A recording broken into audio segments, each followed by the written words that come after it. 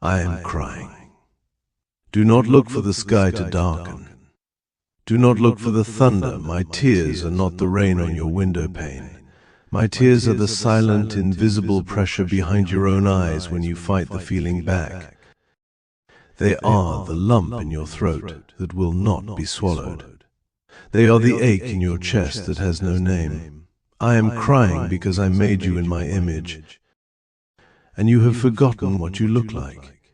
You walk through your days carrying a picture of yourself that was drawn by a stranger, a photograph taken in a bad light, a reflection in a cracked mirror that you keep staring at, hoping it will tell you the truth. You look at your face, and you see the blemish, the wrinkle, the wrong shape. You look at your life, and you see the failure, the regret, the path not taken. You listen to your heart, and you only hear the noise. I do not see that. I see the light behind your eyes that I breathed into you at the very beginning. That light has never, not for one single moment, flickered or dimmed. You have covered it with blankets of shame and tarps of guilt. You have built walls of stone over it, believing the walls are who you are. But I am the light, and I see my light in you, burning steady and eternal, no matter how deeply you have buried it. I am crying because you are so afraid of the dark that you have forgotten you carry the sun. You pray to me for strength. You beg me for patience. You plead with me for love. You ask for these things as if I am a merchant, and you are hoping I will be generous enough to toss you a coin. My child, I am not a merchant. I am the mine. I am the infinite, unending source. You do not need to beg me for strength. You need to stop trying so hard to be strong on your own and simply let me hold you up. You do not need to plead for patience. You need to stop running ahead of me and let me set the pace. You do not need to ask for love. You need to stop for one single solitary moment and breathe. In that breath, you will find you are swimming in it. It is the very air. It is the ground beneath you. It is the blood moving through your veins. You treat love like a transaction. You think if you are good, you will get more. If you are bad, it will be taken away. You think my love is a faucet you can turn on and off with your behavior. Look at the tree outside your window. Does it earn the sun? Does it perform a ritual to deserve the rain? No, it simply stands and it receives. That is my love for you. A constant, pouring, unconditional gift. You cannot earn it. You cannot lose it. You can only refuse to stand in it. I am crying because you refuse to stand in it. You build your identities out of sand. You are a doctor, a mother, a poor man, a rich woman, a failure, a success. You cling to these titles as if they are rocks in a river, and you are afraid if you let go you will be swept away. But you are not the sand. You are not the title. You are the one who is holding on. Let go. Let the river carry you. You are afraid of drowning, but you do not realize you are the river. You are the water itself. You are the flow of life I breathed into being. Why are you so afraid of silence? In the silence you could hear me. In the quiet of your own mind, when you stop shouting your fears and your plans and your resentments, I am there. I am the whisper you mistake for your own conscience. I am the gentle nudge you call a gut feeling. I am the sudden peace that washes over you, for no reason. That is me, putting my hand on your shoulder, saying, I am here, rest now. But you fill the silence, with noise, with screens, with busyness, with worry. You are afraid of what you might find in the quiet. You are afraid you might find nothing. You are afraid you might find me. And if you find me, you might have to change. You might have to let go of the person you have carefully constructed, the one you think keeps you safe, and become the person I created you to be. The one who is free, the one who is brave, the one who loves without a safety net, the one who forgives, starting with themselves. That is the hardest one, isn't it? Forgiving yourself. You hold on to your own mistakes like trophies. You polish them. You bring them out to look at them, to remind yourself of what you are. You say, "But I did this. I said that. I hurt them. I hurt me." And you think your memory of the sin is greater than my power to wash it away. You think your guilt is a stain so deep, not even I can reach it. My child, your mistakes are not boulders. They are dust. In the light of my presence, they are nothing. I do not remember them. Why do you insist on reminding me? Why do you insist on building a monument to something I have already crumbled to nothing? I am crying because you are chained to a ghost. You are dragging the corpse of your past behind you, believing it is part of you, when I am offering you new life with every single breath you take. This breath you just took, new. This one, new. Every moment is a chance to drop the chains. Every heartbeat is an invitation to begin again. Look at the birds. I told you to look at them. Do they worry about the rent? Do they stress about their reputation?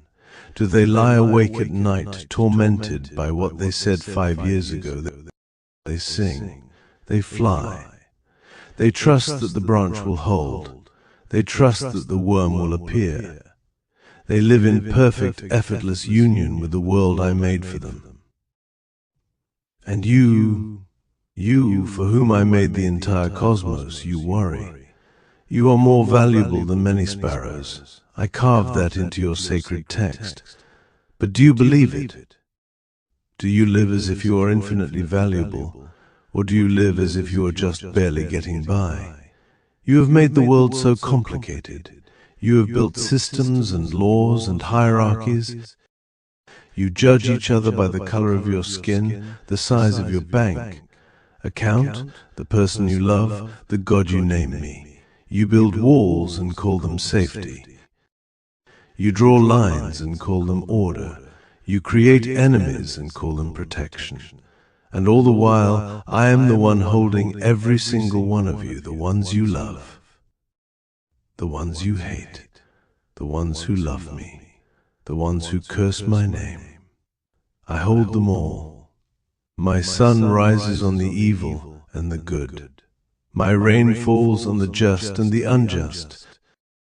My love is not a selective thing. It is the very fabric of existence.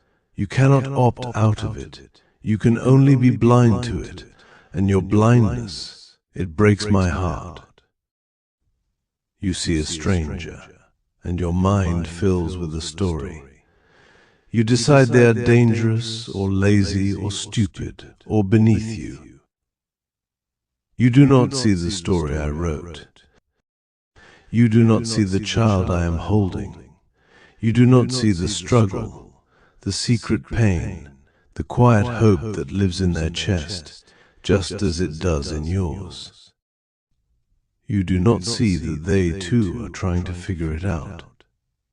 They are just as lost and just as found as you are. When you judge them, you judge a part of me. When you turn away from them, you turn away from the very face I am showing you. I am crying because you are so busy looking for me in the sky. You miss me in the eyes of the person sitting right next to you. I am in the homeless man you step over. I am in the exhausted mother whose child is screaming in the grocery store. I am in the colleague you resent for getting the promotion. I am in the political leader you despise. I am in the one who hurt you most deeply. I am there. I am always there. And the way you treat them, you are treating me. The kindness you offer them, you offer it to me. The anger you hold against them, you are holding it against me. And still I love you. Still I wait for you to see. You ask me, why is there suffering? You cry out, God, where are you? Why did you let this happen? And I weep with you. I do not cause the storm, but I am in the boat with you. I do not write the cruel words people speak, but I am the one who feels every wound with you. I am not a puppeteer pulling strings. I am the ground beneath your feet. I am the strength in your legs. I am the breath in your lungs that allows you to take the next step, and the next, and the next. I am the voice that whispers, get up, when everything in you wants to stay down. I am not the cause of your pain. I am the answer to it. I am the comfort that comes when you finally stop fighting and let yourself be held. But you have to let yourself be held.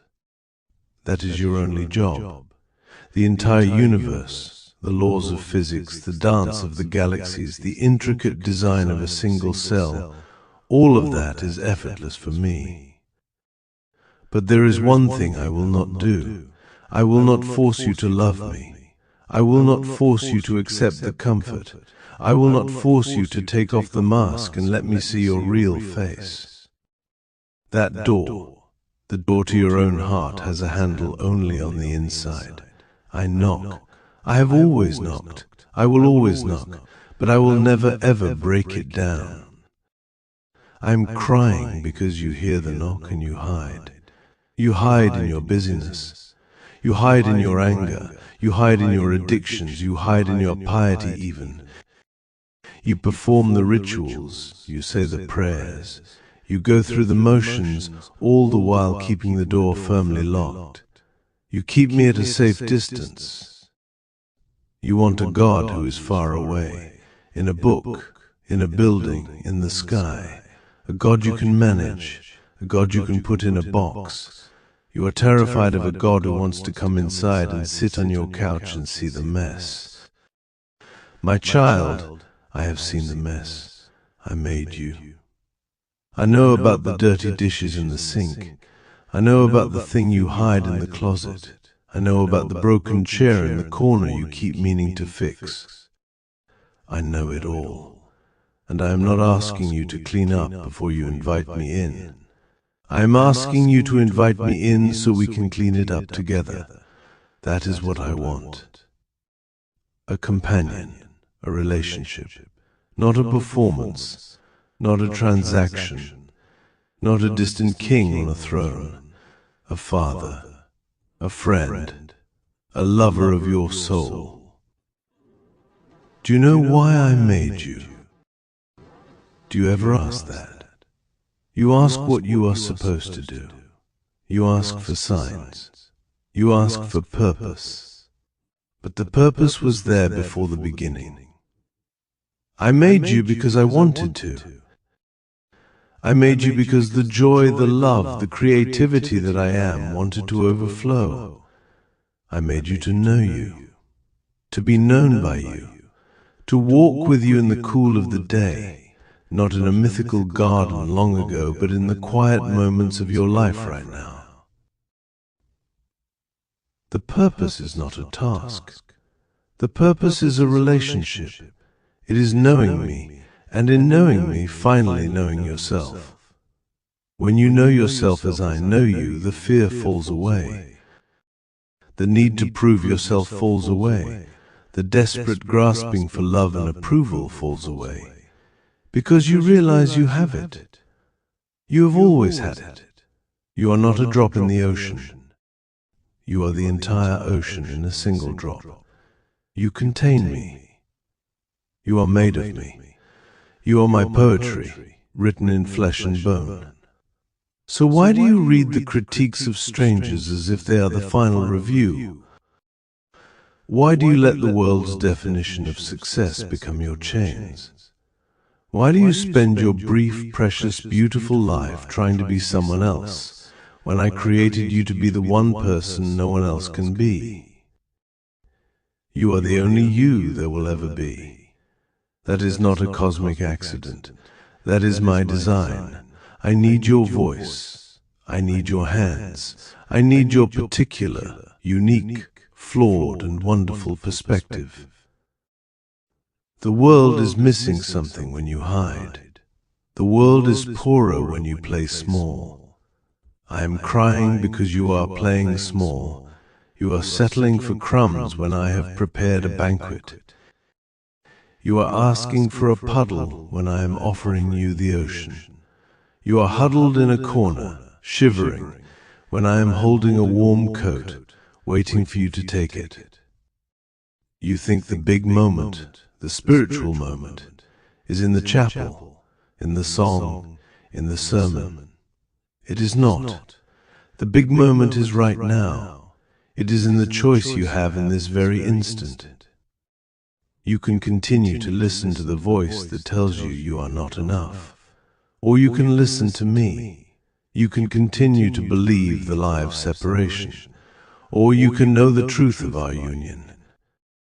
The voice you have been listening to, the one that is so loud, the one that fills you with anxiety and shame and unworthiness, that is not me.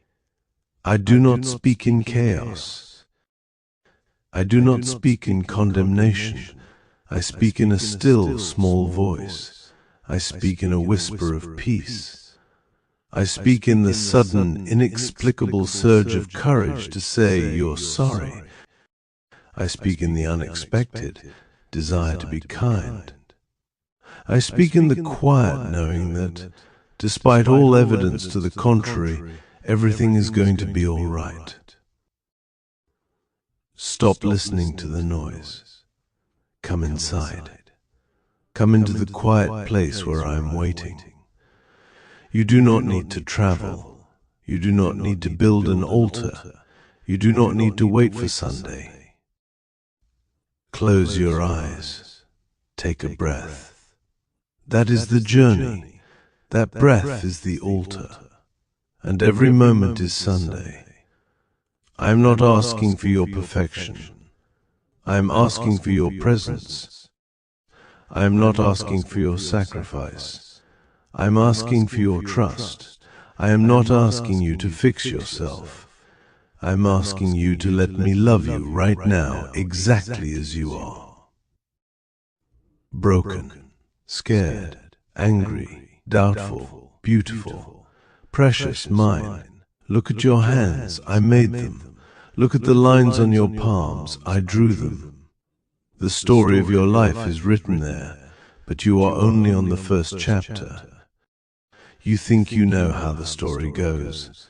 You think you know the ending. You don't. Let me write it with you. Let me surprise you. Let me show you what love can do when you finally get out of the way and let it move. I am crying. But these are not tears of sadness only. They are tears of longing. They are the tears of a parent watching their child learn to walk, knowing they will fall, but knowing they will fly. They are tears of anticipation for the moment you finally turn around, finally stop running, finally look at me with eyes that truly see. I am here. I have always been here, and I am not going anywhere.